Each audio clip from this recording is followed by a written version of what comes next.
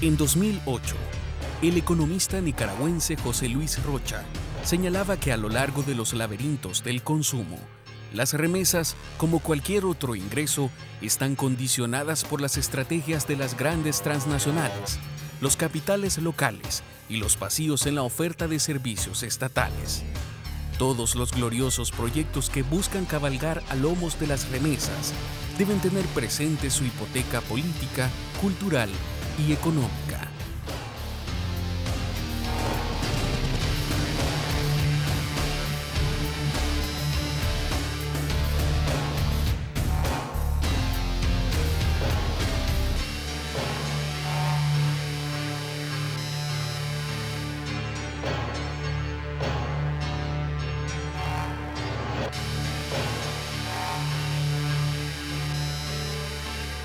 El 22 de septiembre de 2010, el canciller de El Salvador, Hugo Martínez, y la secretaria de Estado norteamericana, Hillary Clinton, junto con el presidente de Honduras, Porfirio Lobo, firmaron el documento que se denomina Iniciativa de Fomento de la Inversión de Remesas para el Desarrollo, Crecimiento y Emprendimiento, BRIDGE, por sus siglas en inglés.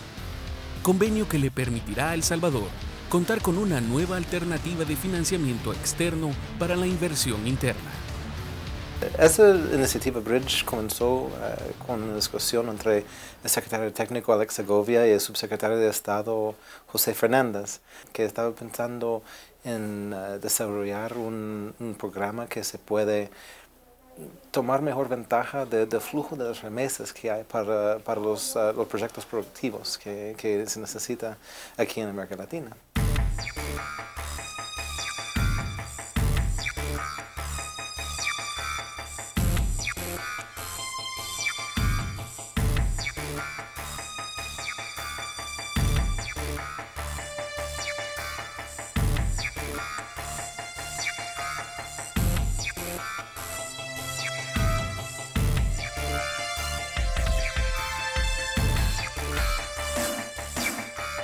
Cuando empezamos a pensar en el proyecto, ya entendemos que no se puede afectar ni el remisor ni la persona que recibe las remesas. Ellos, con el proyecto de BRIDGE, no se van a ser afectados para nada, de ninguna manera.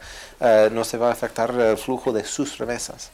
Lo que estamos buscando con el proyecto es una forma de usar la flota o el flujo de dinero por el sistema financiero y de pronto garantizar, titulizar por unos momentos, usar como garantías esos flujos para emitir unos bonos.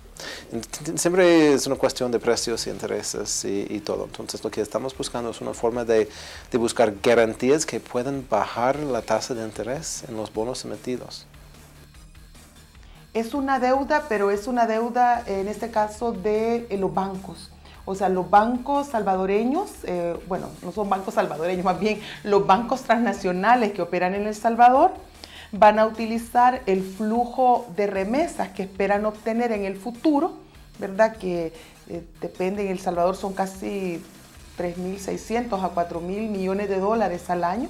Entonces van a utilizar esos flujos futuros de remesas, ¿verdad? Para, digamos, emitir bonos, ¿verdad? Que es una deuda de parte de ellos. Entonces, esos bonos se los van a vender al público, ya sea a otros bancos, a privados, en el país o en el exterior. Estas personas o estas empresas, estos bancos o en los gobiernos incluso, van a comprar esos bonos, le van a trasladar recursos frescos, digamos, a los bancos para que a su vez los bancos los puedan colocar en créditos de baja tasa de interés a las empresas nacionales o empresas extranjeras que quieran participar junto con el gobierno salvadoreño en el financiamiento de estas obras de infraestructura, y a su vez los bancos pues tendrán la obligación de que esa deuda, de que esa emisión de títulos valores que van a realizar sustentados por la remesa, pues tienen que pagarlo en un futuro.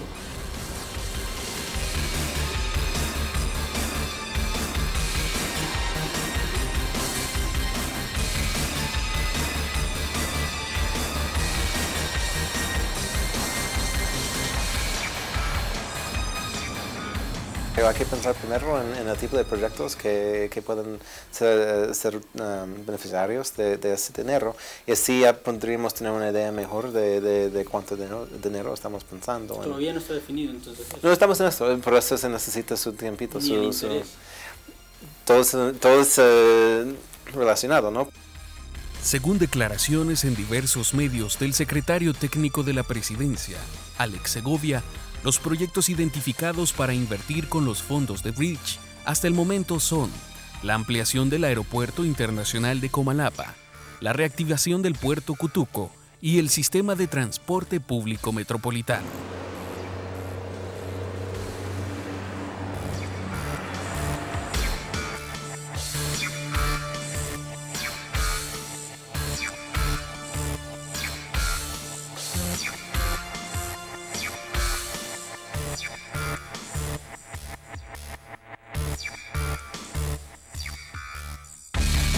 Cuando ya sabemos cuánto estamos hablando, ya podemos buscar los socios nos van a decir en el sector financiero, bueno, eso nos interesa, de pronto lo podemos hacer así, y vamos a hablar con otras agencias como de pronto el Banco Mundial, con USAID, varias otras organizaciones internacionales de los Estados Unidos, a ver si pueden dar garantías, si pueden ayudar con aportes, quién sabe, para ver si podemos bajar los intereses a ayudar a los proyectos.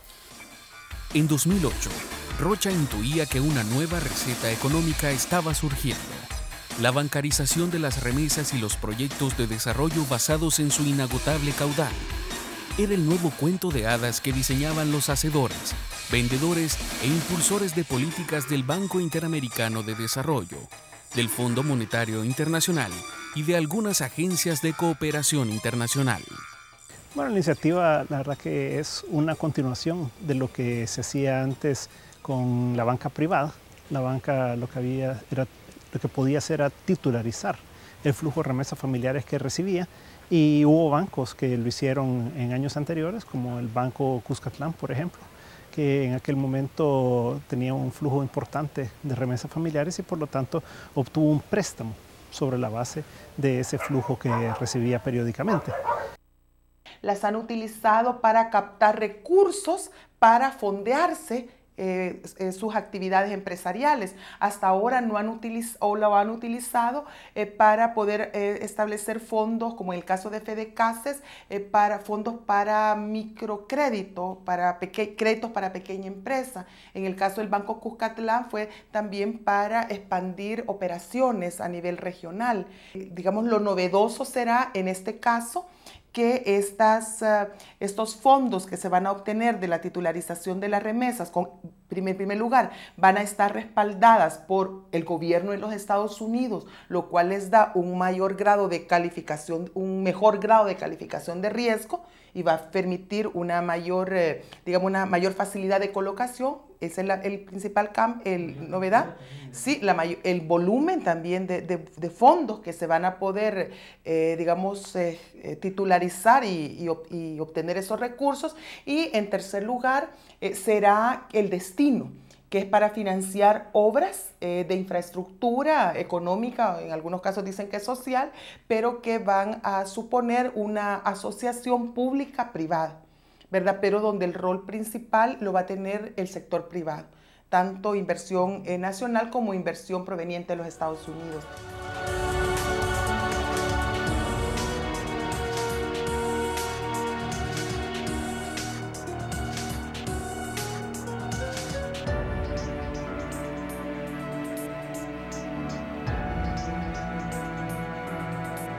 El mismo 22 de septiembre de 2010, cuando se firmó el acuerdo, el secretario Segovia afirmaba que El Salvador necesita inversión en proyectos productivos que permitan aumentar la capacidad instalada de la economía.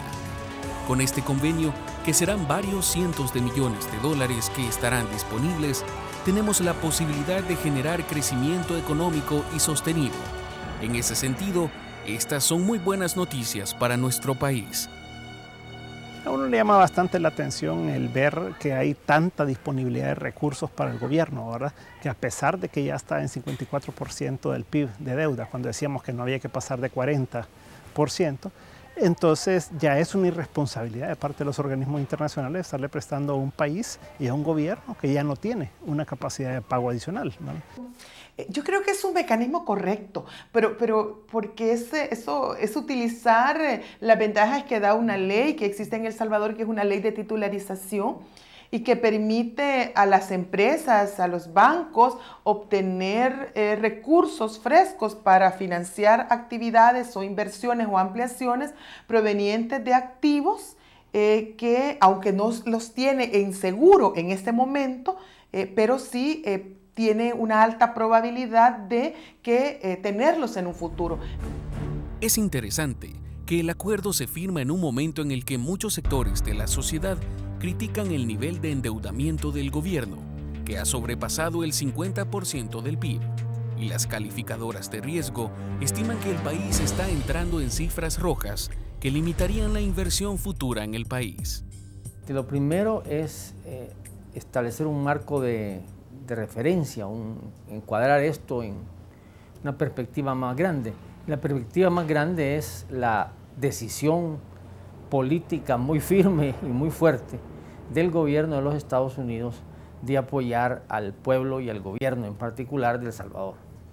En ese marco de una decisión política muy fundamentada, que bueno, se refleja en la decisión del presidente Obama al escoger 3 países de América Latina para visitar, escoger a El Salvador. Creo que si fueran regalos, yo le diría que es un espaldarazo, ¿verdad? Porque en realidad es decir, aquí está la plata, ¿verdad? Para que ustedes puedan hacer como ha sido la cuenta del milenio. Ahora, ese es un verdadero espaldarazo en el que viene y se dan 460 millones de regalo para los salvadoreños, ¿verdad? Lo mismo con la posibilidad del segundo componente de la cuenta del milenio, que es posible que se anuncie próximamente, y como pueden ser cualquier otro tipo de donaciones. Ahora, eso es diferente de préstamos.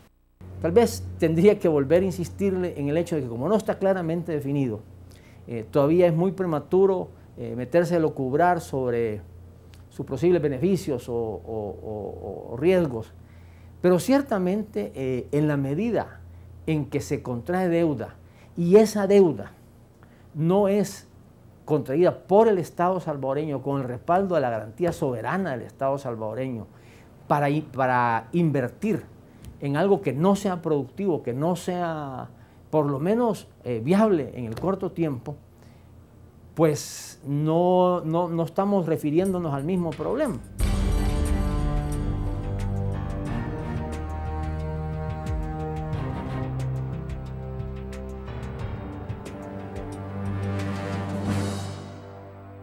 Claro que necesitamos los bancos como socios en el proyecto, van a ser muy, muy importantes, van a ser claves. No se puede hacer eso sin la participación de los bancos o las organizaciones financieras que manejan esos flujos de remesas. No se puede hacer eso sin su colaboración. Pero ellos han dedicado un interés muy fuerte en trabajar con nosotros en establecer el programa. Se solicitó una entrevista a los miembros de Avanza como organismo representante de los intereses de los distintos bancos del país para ampliar la información. Pero la representante de prensa, Mariela Antonelli, expresó que no conocían del tema y que en este momento tenían otras prioridades que atender. Yo creo que más bien los bancos están, digamos, titubeando o están en esta actitud de no sabemos qué está pasando, no sabemos de qué se trata, porque esto podría llegar a cuestionarles la capacidad o la voluntad que tienen realmente de financiar la inversión en El Salvador. Los bancos se ha demostrado que tienen mucha liquidez en este momento y que la tasa de colocación de los recursos disponibles para crédito ha disminuido sensiblemente. Hay mucha demanda de crédito, hay mucha necesidad de inversión privada y de inversión en El Salvador, pero los bancos no están haciendo los préstamos para que esa inversión se realice. Los bancos que operan en El Salvador podrían prestar 2.500 millones de dólares cualquier día a los salvadoreños, pues porque tenemos un exceso de depósitos sobre créditos y tenemos acceso a financiamientos externos también. El país tiene un exceso de liquidez, no tiene una necesidad de ir a buscar otra fuente de ingresos o de recursos porque no hay necesidad. Pero ¿y por qué cree que la banca no se atreve a también a brindarle esos recursos al Estado? Porque está sobreendeudado. Bueno, porque el gobierno ya tiene un exceso de deuda y la banca evalúa riesgos, pues. Entonces la banca le ha prestado cualquier cantidad de plata al gobierno desde que entró el presidente Funes. Yo honestamente creo que no. Primero, ¿hay un problema de deuda en el país? Sí, pero no es angustiante todavía. ¿Ha crecido el endeudamiento? Sí. Y el crecimiento de ese endeudamiento es producto de una decisión firme del gobierno de que su gasto social tiene que ser incrementado.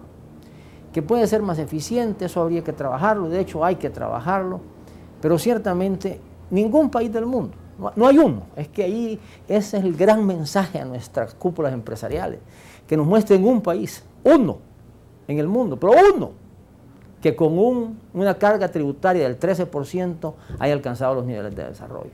No hay, no hay.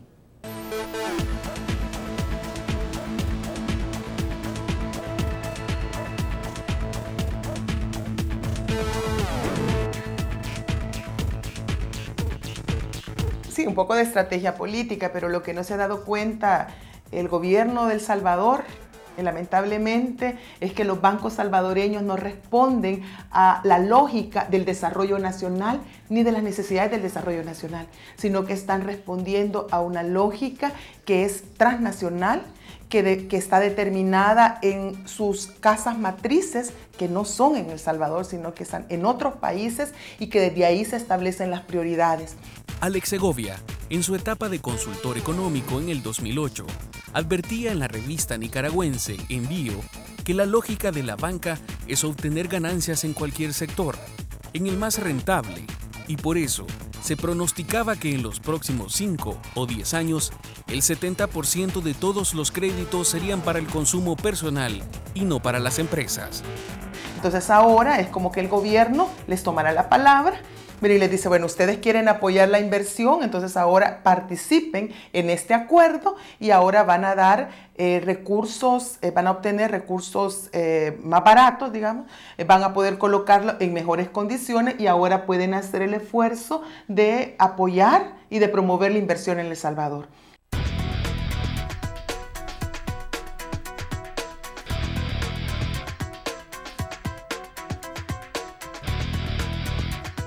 Hay que ver las necesidades del país para el desarrollo y hay que también buscar las oportunidades de generar ingresos. Todo es un business case, ¿no? Entonces, con el dinero de Bridge no es deuda del gobierno, es aparte y se va a usar para proyectos productivos. Claro, si hay problemas en los proyectos escogidos, si todos llegan a caer, eso va a ser como problemático y por eso el riesgo ya es un factor de precio de préstamo de los bonos y la idea es bajar el precio de bonos. Todo es una cuestión de riesgo y cada riesgo tiene su precio en el mercado. En economía no hay almuerzo gratis. Yo creo que nunca como en este caso se aplica esta frase. El Salvador va a perder, porque El Salvador pierde todavía más soberanía nacional, va a perder capacidad de tomar las propias decisiones, sobre todo en materia de política internacional y política regional. El Salvador lo que le cuesta es embargar aún más la soberanía nacional para continuar siendo el país peón de los Estados Unidos en Centroamérica y continuar haciéndole los mandados, digamos, en algunas veces mandados desagradables o inconvenientes al gobierno de los Estados Unidos. De momento, la letra pequeña del acuerdo no se ha querido dar a conocer y hay un gran hermetismo al respecto. El secretario técnico ha dicho que no se puede dar a conocer más información de la que se ha ventilado en los medios y no quiso atender la solicitud de entrevista que se le pidió. Pero una de las grandes preguntas al gobierno es si el modelo económico seguirá dependiendo de las remesas, porque si no aumentan los migrantes, no podrán aumentar las remesas, y entonces, ¿cuántos más se tendrán que ir y perder su patria, familia, cultura y dignidad para hacer sostenibles las remesas para el desarrollo? También en términos económicos El Salvador pierde, porque esta inversión privada que se va a estimular. No solamente es inversión nacional, sino que también inversión extranjera y principalmente inversión proveniente de los Estados Unidos. Y esto va a estar acompañado de una mayor flexibilización de las condiciones de inversión para asegurar ese atractivo que estas empresas extranjeras o transnacionales norteamericanas necesitan para animarse a invertir en un país. El espaldarazo político y económico de los Estados Unidos hacia El Salvador es la consigna de la firma de este y otros acuerdos bilaterales. Pero según Rocha, una política migratoria benévola que produzca reunificación familiar sería catastrófica para el actual modelo económico. Arrancar de cuajo la corriente migratoria también lo sería. De ahí la ambivalencia de las políticas migratorias. Amnistías moderadas y estatus de protección temporal con deportaciones dosificadas. No es solamente una paradoja, sino que también es una estrategia bastante perversa de promover la inversión en el país, puesto que las personas que emigran hacia los Estados Unidos no solamente lo hacen porque en El Salvador no hay oportunidades para desarrollar su vida, para garantizar bienestar para ellos y para sus familias, sino que porque en el camino la migración o los migrantes a los Estados Unidos sufren de tanta violencia, violaciones, asesinatos, secuestros, explotación comercial, explotación sexual, asesinatos, mutilaciones. O sea, es una cadena de sufrimientos lo que lleva a la migración.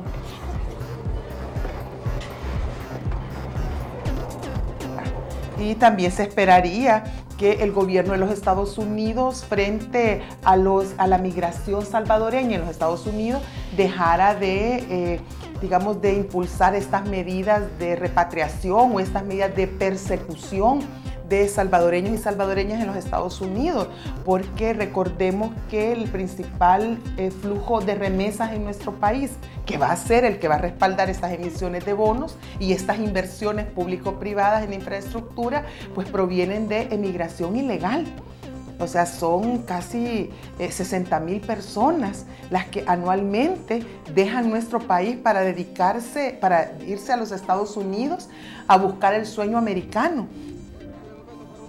Entonces, claro, a los gobiernos de turno, sea quien sea, siempre les gusta obtener todos estos préstamos, gastar, y también hay un tema de transparencia de por medio en gobiernos anteriores y ¿verdad?